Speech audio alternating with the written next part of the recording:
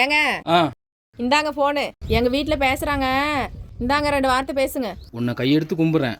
உங்கள் வீட்டில் நீயே ஃபோன் பேசிக்க. எதா இருந்தாலும் நீயே வச்சுக்க. நான் பேசல. பாப்பா அவர் ஏதோ வேலையா இருக்காராம்.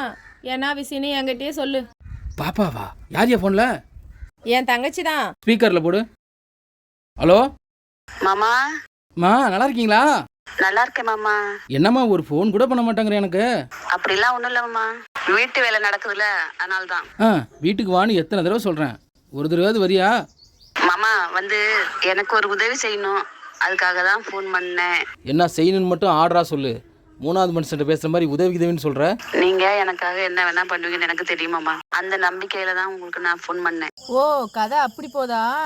சரி சரி. உன்கிட்ட முன்னாடியே ஒரு தடவை சொல்லியிருக்கேன் உனக்காக என் உயிரை கொடுப்பேன்னு. உனக்கு ஏன் புரியல? ஓஹோ, அப்படியா? நடக்கட்டும். தெரியுமாம்மா, அர்ஜென்ட்டாக எனக்கு 8 லட்சம் ரூபா பணம் உடனே வேணுமாம்மா. 8 லட்சமா?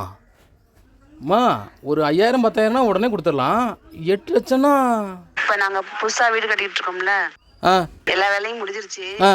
எங்கள் வீட்டுக்கு புதுசு வேலையும் பெயிண்ட் அடிச்சு கதவு ஜன்னல் வச்சுட்டா எல்லா வேலையும் முடிஞ்சிடும். அதுக்கு ஒரு 8 லட்சம் மட்டும் கொடுத்தீங்கன்னா எனக்கு ஒரு உதவியா இருக்குமாம்மா. உங்கள் சூழ்நிலை எனக்கு புரியுதுமா.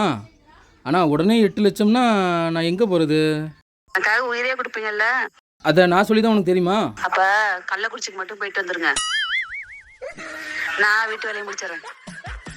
உனக்கு வீட்டு வேலை முடிஞ்சிடும், ஆனால் எனக்கு என் கதையால் முடிஞ்சிடும். குடும்பமே கள்ளக்குறிச்சி அனுப்புறதுல குறியா இருக்காங்களே.